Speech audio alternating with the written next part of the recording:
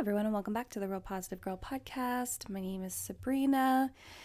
Happy Sunday to you all, and whatever day it is that you actually end up listening to this episode.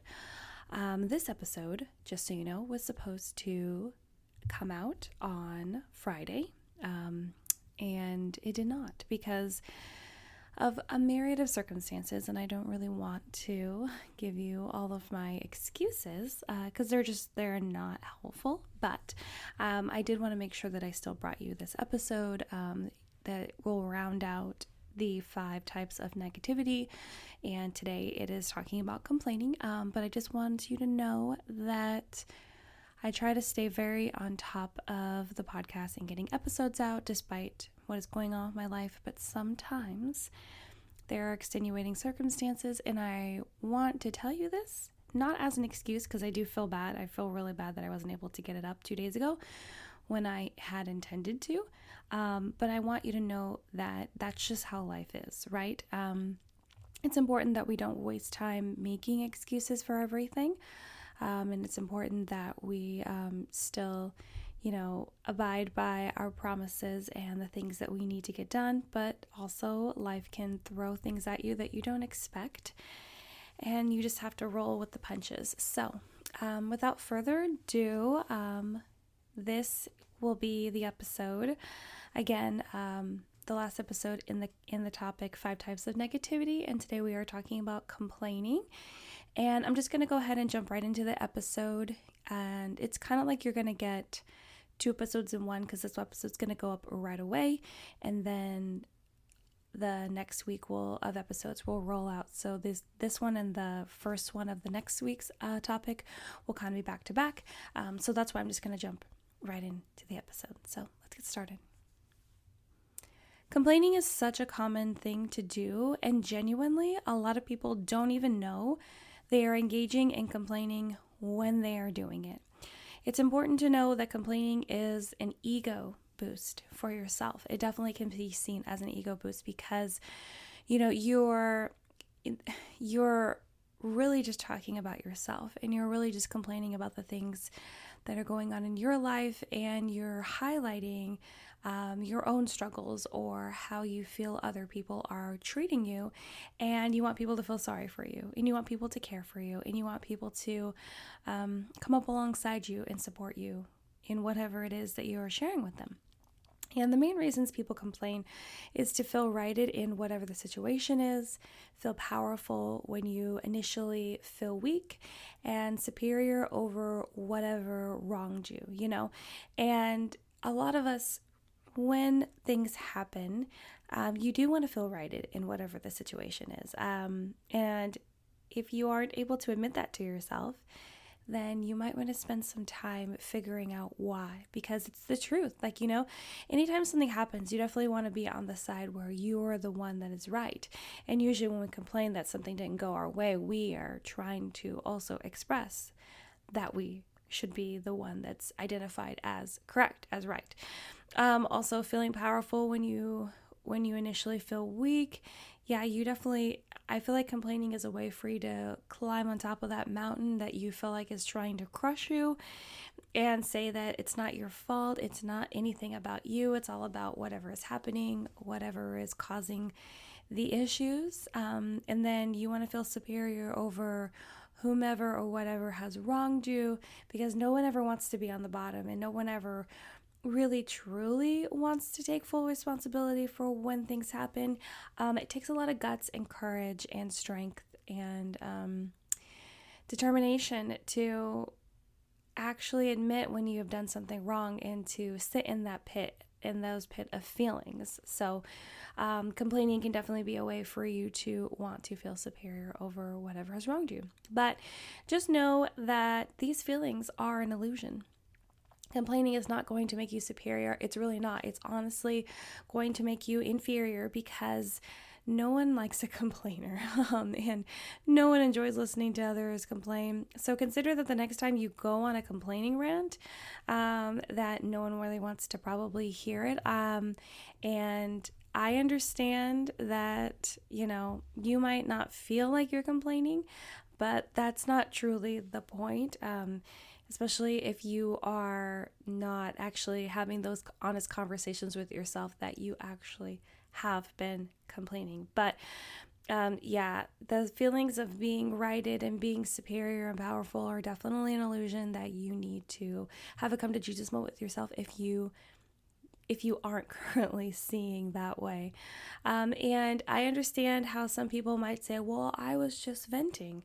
I just wanted to have a little vent rant session with someone that I trust. Okay, well, if you want to rant, make sure that whatever you're saying has structure and purpose, not just open-ended negativity. Because if you are just spewing out negativity to someone, and I'm not saying you're doing it at them by any means, if you're just expressing your feelings to someone about how you feel wronged, about how you feel this person did that, this, that, and the other, that's different than venting, because when you're venting, you're like, okay, well, this has happened, this has happened, this has happened. Do you think you're actually asking like discovery questions? You're like, well, what could have caused this? Or what could I have done differently? Or how could the situation played out if this and this and this was different? You're not just outrightly just like spewing negativity.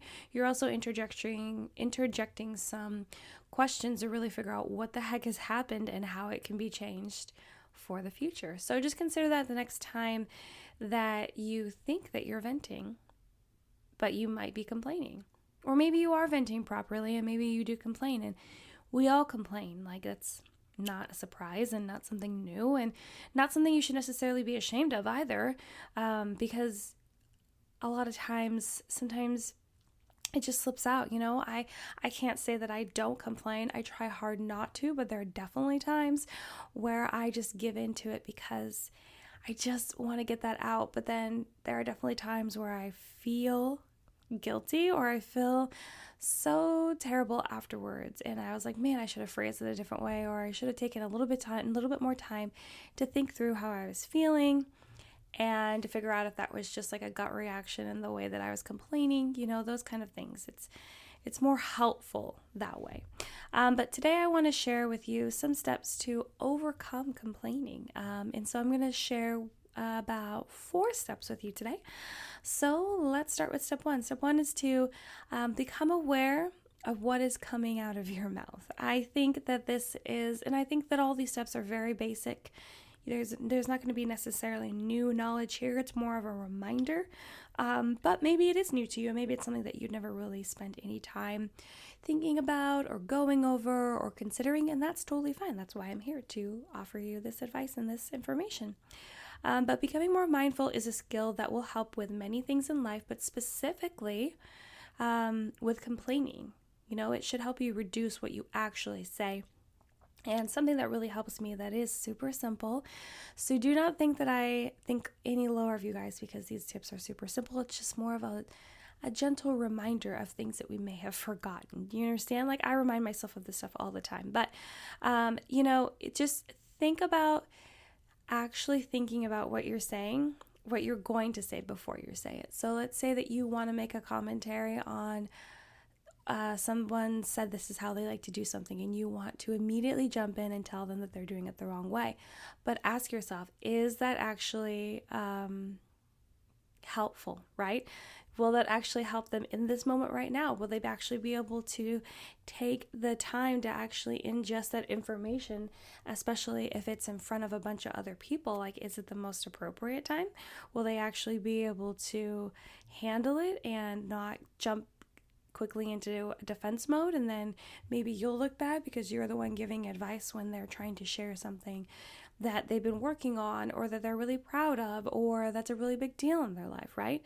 So it's just really important to think about what you're going to say before you say it, because that will really help you filter out things that maybe don't need to be said at that time. Or let's say that you meet up with a friend and you just want to immediately jump into like telling them how bad your day was, or how you feel like Mary Jo at the office treats you, or how you are just feeling so, I don't know, mistreated, or how your husband really got on your nerves or something like that. But it's important to think like, okay, is this appropriate to talk about right now? Will it actually help our relationship evolve? Maybe I should ask my friend how they're doing first, right? Before I jump into my nonsense and the things that are going on in my mind.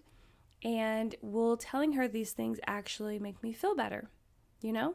Or maybe I should preface what I'm going to say with, hey, I just need to get some things off my chest with someone that I trust. You are that person. Do you mind if I share some things with you? And, I think it's a very good idea to also ask before you just start exploding information onto someone, because maybe they're not in the right mindset to deal with that, or maybe they're just not in the right mental health capacity to take on anyone else's extra stress or vents or complaining. I completely understand this from a perspective of, there's a close friend of mine that's going through a hard time themselves, and I was also going through a hard time and still am. And there came a point where in therapy I was telling my counselor, I was like, there's times where I don't even want to answer their text message or their call because I just don't have the capacity right now to deal with what they're going through. I feel bad. I do. I feel terrible, but I don't have the bandwidth to carry them or help them. I just don't shoulder their pain right now. It's too much. It's too much dealing with my own stuff. And I think that's fair, and I think that's okay. And it's something you should consider next time. If you are about to unload on someone else, maybe give a consideration to what they're going through and whether they want to be involved in that complaining, that venting at all whatsoever.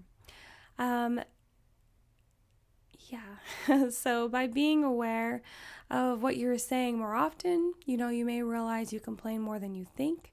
And this will help you nip this problem in the bud as well, because, if you stop yourself before you just dive right into a complaining or even saying something that could be considered negative, it will really bring awareness to what's going on and whether you need to switch and change your mindset, and whether or not you need to work on whether you're just being negative all the time, and whether you need to speak to someone else that can really help you shift that and focus in on more positive things than negative. Step 2 is to also be aware of who you surround yourself with. So if you find that you are spending time with people that complain a lot as well, always have something negative to say, or just are interjecting anything positive into your time together, you may want to rethink how often you are spending time with them. I believe that birds of a feather fly together, so it's important to understand that the community that you're in really is a reflection of who you are, and who you spend time with is a reflection of who you are. And so, yes, if you are spending time with people that complain a lot, that are negative, that aren't really injecting positivity into your life or sharing those things that are happening in their life to inspire you for yours, then it might be time to consider finding another group, or just finding different people and maybe spending more time away from that group, because how is that going to help you work on complaining less if you're constantly around people that are complaining and are making it seem like it's a habit or just a behavior that's fine, that's accepted among your group at least. But in the everyday world with most people, it's not going to be something that's accepted. And also it's really hard to stop doing something when everyone around you is doing it. So I would highly consider who you spend your time with and how they're acting. I'm not saying that you have to come down on them and tell them that they need to stop too. You could suggest it if you wanted, but I would just try to slowly take more and more time away from that group, and maybe just find some other people in your life that you can spend time with that will, pour some positivity over you, and that will definitely help you to break that habit of being negative and complaining more often than not.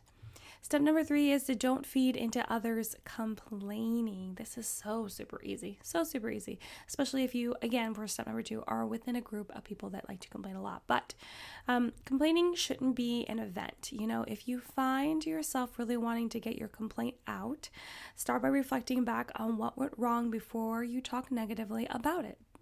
So by voicing your concerns and frustrations and reflecting on what those things mean to you, or how those things affect you, it becomes easier to problem solve those things and not turn it into a negative experience. So one of the easiest things to do is that if you're in a group of friends or people, or just with someone else, just one other person, and they're talking about how they're complaining about maybe their husband, does something annoying, or their kid does something annoying, or their other friend does something annoying, right? Or their boss at work. And you're like, oh my gosh, yeah, my boss too, my kid too, my friends too. Like, you just jump on that bandwagon because you feel like it's a comfortable space to be.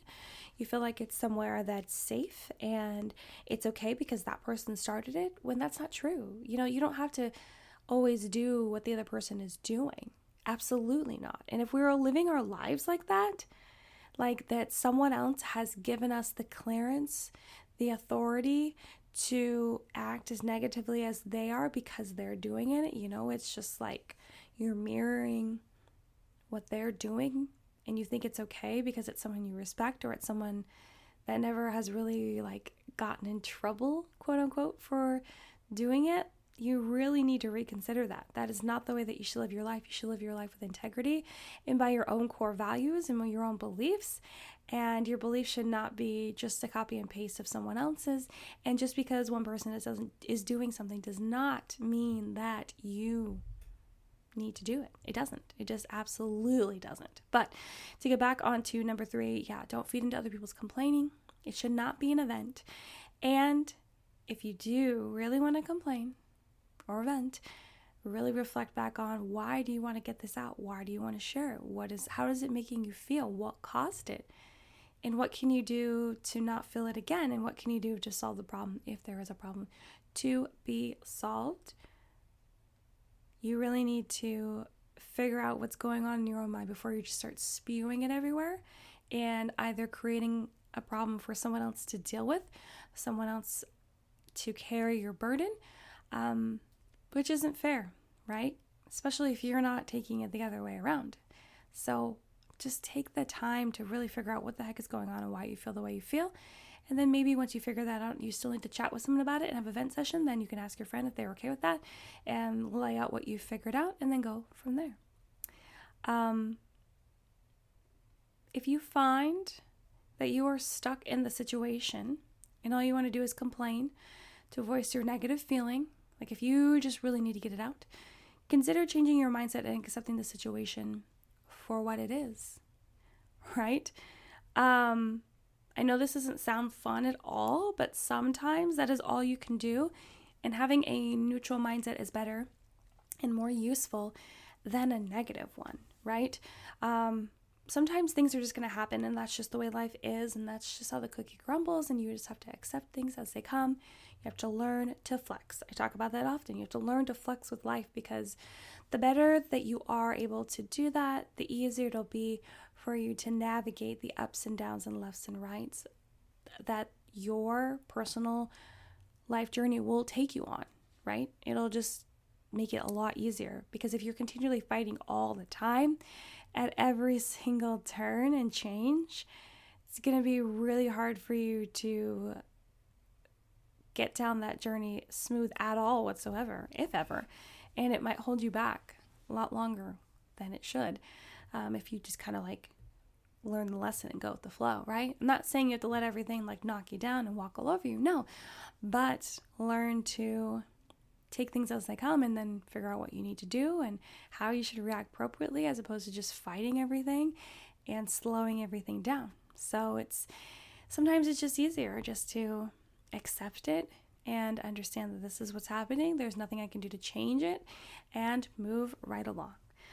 Step 4, and the last step that I am going to offer you guys as an idea of how to overcome complaining, is to, instead of complaining, take action if you can and make the situation better. So if you are complaining about your boss, about your kid, about your friend, about your husband, and they're doing something that's annoying you or treating you with disrespect or whatever the situation is, if you can take action instead of just sitting around complaining and doing nothing, then that'll be way better. That'll actually push you in the direction to get something done and make the situation better, so you don't have to complain about it anymore. So if your husband's doing something super annoying, talk to them about it. Have an open dialogue, have a conversation.